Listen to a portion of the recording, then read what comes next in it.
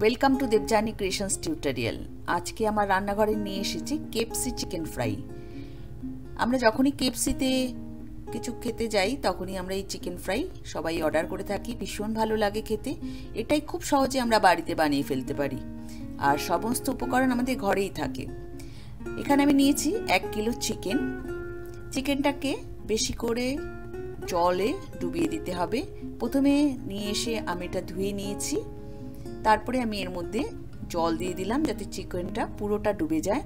দিয়ে দিচ্ছি 1 টিস্পুন নুন, আর দিয়ে দিচ্ছি 1 টেবিল স্পুন ভিনেগার।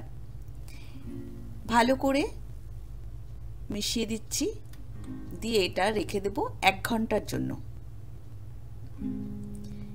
যখনই কোনো চিকেন রান্না করবেন তখন যদি সময় থাকে তাহলে এইভাবে চিকেনটা 1 ঘন্টা ভিজিয়ে রেখে ভালো করে ধুয়ে তারপর রান্না করলে চিকেনের টেস্ট খুব ভালো হয়।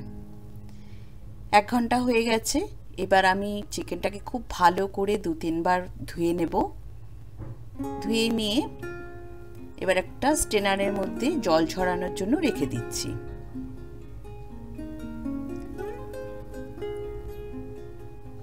এইভাবে রেখে দিচ্ছি যতক্ষণ জলটা ঝরছে ততক্ষণ কিছু মশলা তৈরি করে নেব।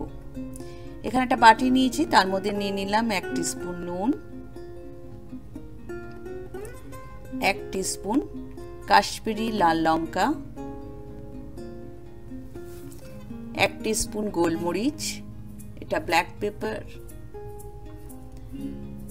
1 টিস্পুন সাদা গোলমরিচ গুঁড়ো। এখানে আমি সব গুঁড়ো ব্যবহার করছি। 1 টিস্পুন গার্লিক রসুনের পাউডার, 1 টিস্পুন আদার পাউডার। যদি আদা রসুন পাউডার না থাকে তাহলে পেস্ট করেও ব্যবহার করতে পারেন। ভালো করে মশলাগুলো মিশিয়ে নিচ্ছি। এখানে আর 1 টিস্পুন পেঁয়াজের পাউডার দিতে হতো, যেহেতু আমার কাছে পেঁয়াজের পাউডার নেই সেহেতু আমি পেঁয়াজটাকে পেস্ট করে তার রসটার মধ্যে মিশিয়ে দেব। চিকেনগুলো জল ঝরিয়ে নিয়েছি। এবার যে মশলাটা তৈরি করেছি এর মধ্যে সব মশলাগুলো মিশিয়ে দেব। আরেকবার বলছি, যদি রসুন আদা পাউডার না থাকে তাহলে পেঁয়াজ আদা রসুন একসঙ্গে বেটে এইভাবে পেস্ট করে রসটা মিশিয়ে দিতে পারেন। আমার কাছে পেঁয়াজের পাউডার ছিল না, তাই আমি পেঁয়াজটাকে ভালো করে পেস্ট করে নিয়েছি। দিয়ে রসটা বার করে নিয়ে এর মধ্যে মিশিয়ে দিচ্ছি। দিয়ে ভালো করে মেখে এটাকে মিনিমাম 1.5 ঘন্টার জন্য সাইড করে রেখে দিচ্ছি। যত ম্যারিনেট করবেন যত বেশিক্ষণ তত ভালো হবে। এটা ওভারনাইটও রাখতে পারেন, তবে ইনস্ট্যান্ট করতে গেলে মিনিমাম 1 ঘন্টা রাখতেই হবে। এবার আরেকটা মশলা বানিয়ে নিচ্ছি। এখানে নিয়ে নিলাম 1/2 cup cornflour,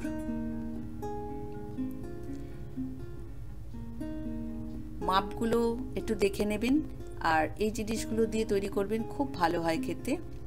1/4 teaspoon salt, 1/4 teaspoon Kashmiri লাল chilli powder, 1/4 teaspoon baking powder. এটা একটা ভালো করে মিক্সড করে নিচ্ছি। আর এখানে দিচ্ছি 1 কাপ ঠান্ডা জল। এখানটা কিন্তু ঠান্ডা জল ব্যবহার করতে হবে।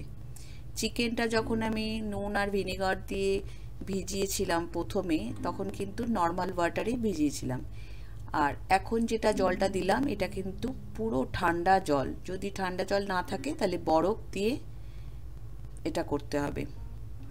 এবার আরেকটা শুকনো মশলা বানাচ্ছি। 2 কাপ ময়দা, 1/4 কাপ কর্নফ্লোর,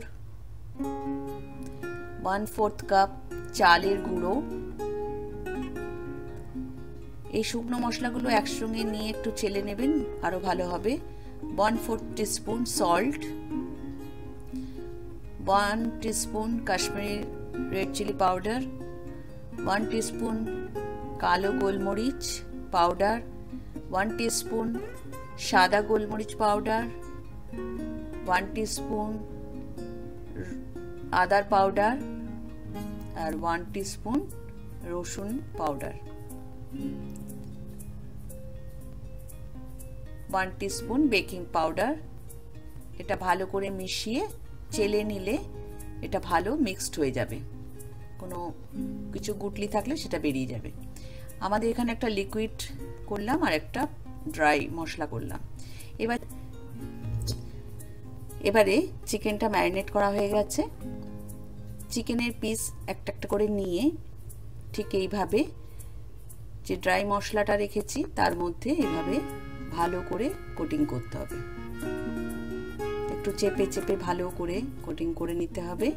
নিয়ে ময়দাটা ভালো করে গা থেকে ছাড়িয়ে তারপরে আবার লিকুইডের মধ্যে দিয়ে কোটিং করতে হবে, দিয়ে আবার ড্রাই মশলাটার মধ্যে কোটিং করতে হবে।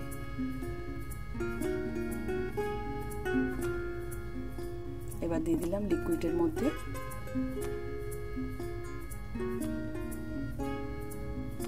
দিয়ে এবার আবার এটা তুলে নিয়ে ড্রাই মশলাটার মধ্যে দিয়ে দিলাম, দিয়ে ভালো করে কোটিং করতে হবে।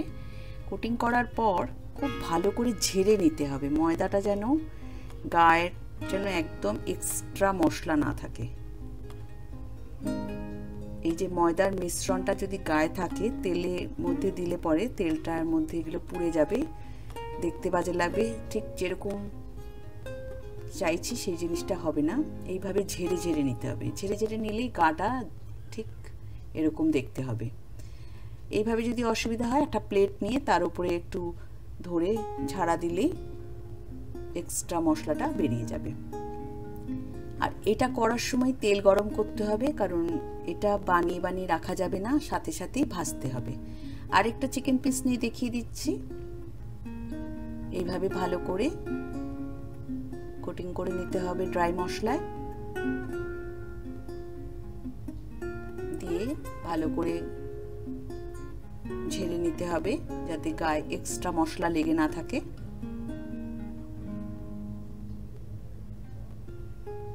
এবার দিয়ে দিলাম লিকুইড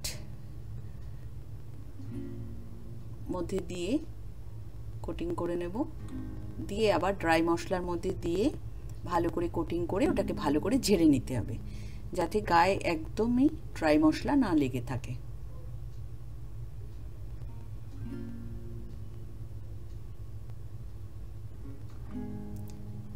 আমার চ্যানেলের রান্নাগুলো যদি আপনাদের ভালো লাগে অতি অবশ্যই লাইক করবেন, শেয়ার করবেন, আর সাবস্ক্রাইব যদি না করে থাকেন সাবস্ক্রাইব করে রাখুন, বেল আইকনটাও ক্লিক করে রাখুন যাতে আমি যখনই কোনো নতুন ভিডিও দেব সাথে সাথে আপনারা নোটিফিকেশন পেয়ে যাবেন আর আমার ভিডিওগুলো আপনারা অতি সহজেই দেখতে পাবেন।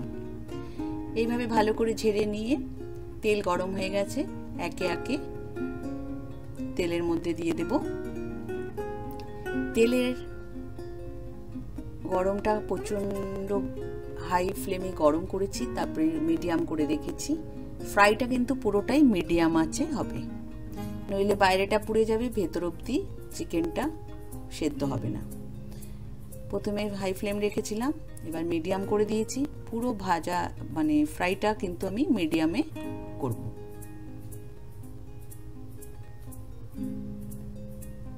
বাড়িতে তৈরি করুন, কেমন লাগে অতি অবশ্যই কমেন্ট বক্সে আমাকে জানাবেন। দেখুন এইভাবে এপিট ওপিট করে ভালো করে ভাজতে হবে, আর যখন ভাজবেন তখন তেলটা একটু বেশি লাগবে। আমি এখানে 2 কাপ তেল নিয়েছি, কারণ এটা ডিপ ফ্রাই হয়, ডিপ ফ্রাই না করলে খেতে ভালো লাগবে না আর দেখতেও অন্যরকম হয়ে যাবে। মোটামুটি ফ্রাই হয়ে গেছে, দেখুন দেখে মনে হচ্ছে যে KFC থেকে কেনা। যখন আপনি কাউকে পরিবেশন করবেন সে বিশ্বাসই করবে না যে আপনি বাড়িতে বানিয়েছেন, আর খেতে এত ভালো হয়, দুর্দান্ত খেতে হয়। একবার অন্তত বাড়িতে বানিয়ে দেখুন। তৈরি করার পর অতি অবশ্যই কমেন্ট বক্সে জানাবেন কেমন লাগলো, আর আমি এরপরে আরেকটা নতুন কোনো ভিডিও নিয়ে চলে